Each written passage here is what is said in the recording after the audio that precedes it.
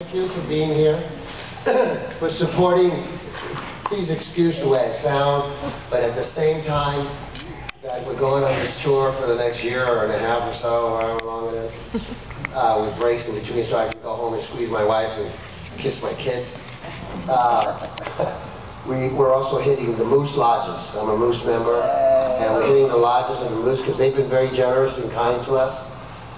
And I do fundraising for safe surfing as much as I can, and being a member of the Blue Knights and being a Moose rider as well.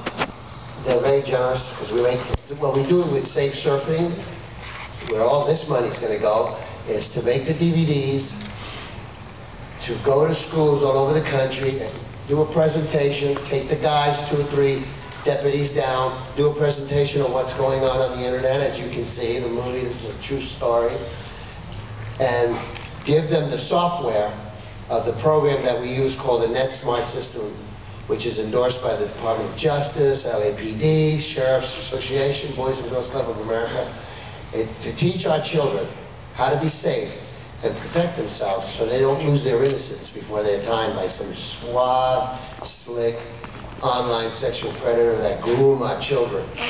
The bad guy is no longer in the bushes. He's in your living room, he's on your phone, and he's a click away, and the children are all there to be preyed upon. And what is the best way where somebody can't do you bad is educated, get educated. So that's what we do, and the Moose have been helpful and giving us the donations to make the software, because we teach the program to the teachers. The program is age appropriate, interactive for children from K to 12.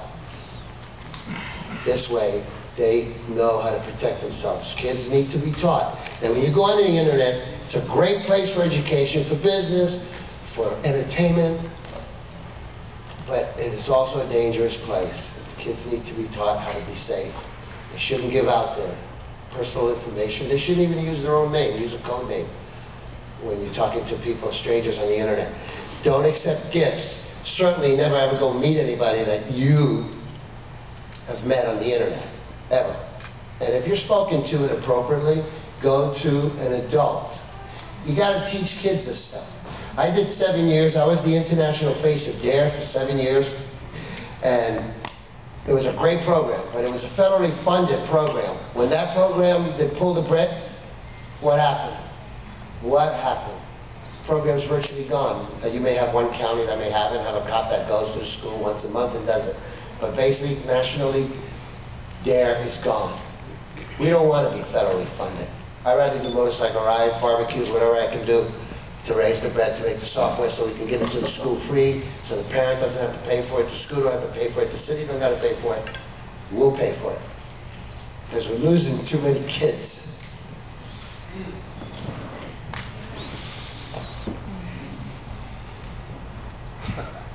Sorry.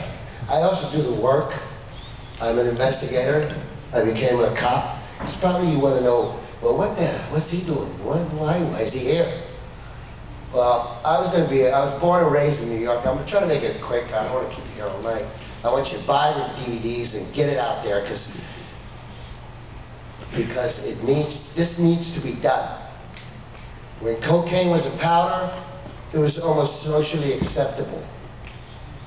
You go to parties, you sit at the table like an hors d'oeuvre. When they turned it to crack, and for $2 you can buy a little rock like that and smoke it, and you're hooked. So they got you on the comeback, and you're hooked, chemically hooked. Then that's when the gangs, I grew up in Spanish Harlem, man. I was in the gang as a kid.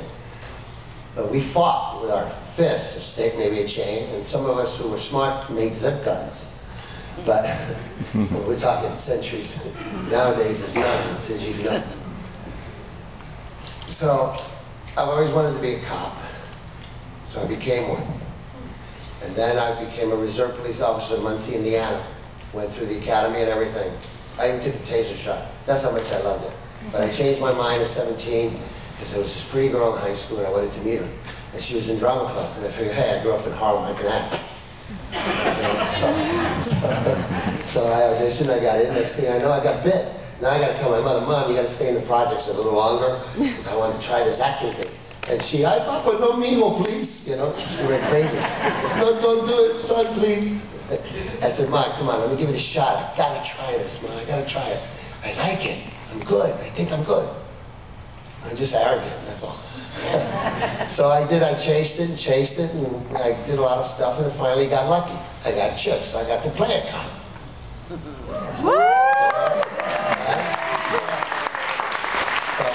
I got to play a cop, and then, you know, I told her, if nothing happens by the age of 30, I'll come back and you can be my roommate. I'll go to the academy and we'll live together.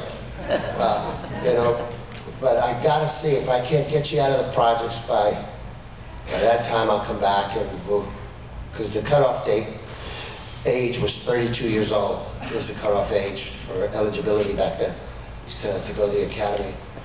And so I got lucky at 27. I got a steady job as playing a cop. And I loved it. It was great. So now, I got the opportunity to go to Indiana and go to police academy and become a reserve. And I wanted to see if I still had that passion. I realized that I did.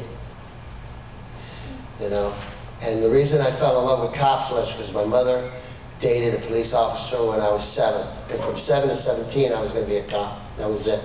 Because we kicked my father out. He was a heroin addict. My mother got rid of him so he wouldn't pollute us. Now, getting back to the cocaine. The cocaine as a powder was cool. When they turned it to crack, and you had kids from the high-end part of town, you had judges' sons and senators' nieces and nephews all getting hooked on crack and selling their bodies for that little rock. And then the gangs decided, you know what, let's get 9s. So that we can control the sale of it. People are getting caught in the crosshairs. What does the government do? They declare war on it. The government hasn't declared war on the internet yet. It needs to be declared, because we're losing too many kids. We're losing too many children. We're losing too many kids. But the only way we can keep them from getting had is to educate them. Educate them, get them when they're little. You teach a child from the age of 5, 6, 7 years old, they retain it. It never leaves them. And what happens to somebody, I meet a lot of the kids that have been taken afterwards, and you know, they grow up to be adults, and a lot of them are dysfunctional. You really lose your innocence. If you lose your innocence in that kind of a way, you never get it back, and your life's a mess. You know? So, I declare war on the internet, and this is my way of doing it, and I'm going to do it, and I'm going to be around forever, and I need your help, okay? Amen.